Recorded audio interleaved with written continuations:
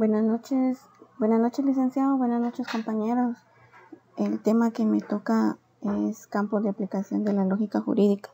La lógica jurídica como tal no puede existir, toda vez que no es una especie del género lógica, sino lo que recibe ese nombre es solamente la aplicación de la lógica a la ciencia del derecho. Es el estudio sistemático de las estructuras de las normas, los conceptos y los raciocinios jurídicos. Sistematiza y determina la estructura de las normas. Define la lógica jurídica Ulrich Klug como la teoría de las reglas lógicas formales que llegan a emplearse en la aplicación del derecho. Asimismo, subraya que la lógica jurídica es aplicada intuitivamente por los jueces en los razonamientos de sus sentencias, pero en ningún momento ha llegado a ser aplicada de manera reflexiva. El objeto de estudio de la lógica es el pensar en la caracterización general de las especies o clases de pensamiento. Aún esta actividad tiene un fin, pues la caracterización en los pensamientos no es un juego ocioso, sin propósito determinado. Va dirigido a encontrar las vías o herramientas metódicas a través de las cuales se captura el mundo de los pensamientos verdaderos. Así se explica que la lógica desde siempre haya tenido como objeto básico el estudio de los métodos de las ciencias en general. En este desmembramiento de los campos de estudio, tanto de la lógica como de la metodología, encontramos una íntima comunicación entre ellos. Por eso la metodología forma parte de la lógica y esta de la filosofía. Continuando, la lógica estudia forma de nuestros pensamientos, conceptos jurídicos, juicios, raciocinios, solamente desde el punto de vista de su estructura, es decir, desde el punto de vista de su forma lógica. Descubre leyes y reglas de la forma de nuestros pensamientos, en la perspectiva de la verdad. Así la verdad se convierte en el horizonte de la lógica, haciendo su campo de estudio las especies o clases de pensamientos. Hasta ahora, en el funcionamiento de la lógica, aparecen los elementos básicos de ella, que son pensamientos y verdad, pero falta mencionar el elemento lenguaje, considerado por muchos de los versados en el tema de la lógica como elemento más complejo en su estudio. Así pensamientos, verdad y lenguaje constituyen las estructuras internas de la lógica. Dentro del campo de aplicación de la lógica jurídica, el ius naturalistas, en tanto que el ius naturalismo había creído poder reducir la actividad misma del legislador a un complejo de operaciones lógicas, circunscribiendo el nexo entre derecho y lógica al momento mismo de la formación del ordenamiento, el positivismo jurídico, que prevaleció en el desarrollo del pensamiento jurídico del siglo XIX. Abandonó el momento de la producción para expresarse con una fórmula sintética, aun cuando un poco burda, a las fuerzas irracionales de la historia y restringió el dominio de la lógica a un campo subordinado, pero igualmente bien delimitado, y no obstante vasto e importante, el de la aplicación de la ley caso concreto. Bajo esta concepción surge la llamada teoría del silogismo jurídico, que consiste en grosso modo en un razonamiento normativo, cuya premisa mayor está compuesta de una norma general y la premisa menor en los hechos y la conclusión en la norma específica, deducida lógicamente de aquellas. En cuanto a su aplicación en la ciencia del derecho, se delegó el trabajo de la lógica al estudio de la relación y conexión de los conceptos y normas jurídicas. La lógica jurídica se ha convertido en una ciencia fundamental para legisladores, jueces, jurisprudencia y abogados, porque la misma determina la metodología que rige la norma legal empleada en los procedimientos jurídicos, sustentados en la correcta aplicación de la lógica, instituyendo así la valoración del raciocinio y la ponderación ética de quienes ejercen el derecho. Dentro del contenido de este tema se han explicado oportunamente varios argumentos esenciales en la aplicación de la ciencia del derecho, como lo son los principios axiomáticos, donde determina la normativa a seguir dentro del marco jurídico, al redactar y articular las disposiciones de la ley, dependiendo de su aspecto formal, absolutamente de la lógica.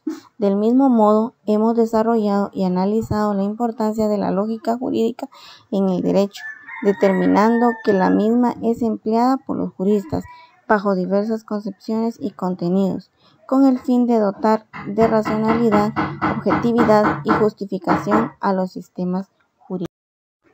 Aplicaciones de la lógica jurídica. Dentro del derecho, la lógica tiene tres grandes campos de actuación: la producción y evaluación de las normas, el análisis de las maneras de razonar en los decretos y sentencias, así como la investigación de los problemas jurídicos, con el objetivo de distinguir sus causas y plantear posibles soluciones. En la producción y evaluación de las normas, el pensamiento lógico se aplica para analizar el poder del cual emana una norma y el objetivo que se pretende alcanzar con su dictado y aplicación. En la función jurisdiccional, esta premisa parte del concepto de que toda ley debe ser una regla del comportamiento establecida por la razón. En base a ello se entiende que hay dos clases de normas: las que se explican racionalmente por su certeza analítica y las que lo hacen mediante una prueba. Premisa mayor es un silogismo, es aquella de sus dos premisas cuyo sujeto se incorpora como sujeto de la conclusión, y la premisa menor también es un silogismo que sus dos premisas, cuyo sujeto se incorpora como predicado. Análisis de los decretos y sentencias. La lógica también permite examinar e interpretar las formas de razonamientos aplicadas a la hora de emitir decretos y de sentencias por parte de los funcionarios de derecho. Se trata de una garantía para que los procesos judiciales sean veraces, ecuánimes y legítimos, y las decisiones que se tomen equilibradas, imparciales y objetivas. Investigación de los problemas jurídicos. Por último, la lógica jurídica puede aplicarse para abordar conflictos de carácter científico y filosófico en el derecho, como el aborto, el derecho a la vida, la eutanasia, la clonación, la manipulación genética y la pena de muerte, entre otras cuestiones. En ese sentido, el razonamiento se entiende como el camino más claro para alcanzar una solución a los problemas que se plantean. Las aplicaciones de la lógica jurídica, según James Barrios, se puede distinguir por lo siguiente. Sistemática de la jurisprudencia. Gracias a la lógica se puede determinar la justa idea y el debido ordenamiento jurídico, histórico, genético. La lógica le brinda al derecho las técnicas, medios o instrumentos que permiten demostrar, probar, derivar, inducir y deducir.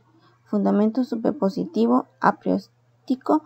Con la lógica es posible partir de supuestos de leyes de hecho, independientes de la experiencia de las ordenaciones jurídicas. Dos ejemplos. Tenemos el derecho a la vida. El artículo de la Constitución de la República de Guatemala dice que toda persona tiene derecho a que se respete su vida, ¿verdad? Este derecho estará protegido por la ley y en general a partir del momento de la concepción nadie puede ser privado de la vida arbitrariamente. El otro ejemplo es la pena de muerte. En la pena de muerte, aquí en los países hay algunos países que han abolido la pena de muerte. Esta solo podrá imponerse por los delitos más graves, en cumplimiento de sentencias del tribunal competente y de conformidad con una ley que establezca la pena, dictada con anterioridad a la comisión del delito. Tampoco se extenderá su aplicación a delitos a los cuales no le aplique actualmente. No se establecerá la pena de muerte donde hayan abolido esta ley. En ningún caso se puede aplicar la pena de muerte por delitos políticos ni comunes conexos con los políticos. No se impondrá la pena de muerte a personas que en el momento de la comisión del delito tuvieran menos de 18 años de edad o más de 70, y ni se le aplicará a las mujeres en estado de gravidez. Toda persona condenada a muerte tiene derecho a solicitar la amnistía, el indulto o la conmutación de la pena, los cuales podrán ser concedidos en todos los casos. No se puede aplicar la pena de muerte mientras la solicitud esté pendiente de decisión ante la autoridad competente. Aquí las disposiciones, ¿verdad?, sobre la pena de muerte y los instrumentos internacionales de derechos humanos es como aquí se ha suspendido la pena de muerte y no se ha activado ese artículo, ¿verdad?, para castigar a las personas. Muchas gracias por su atención.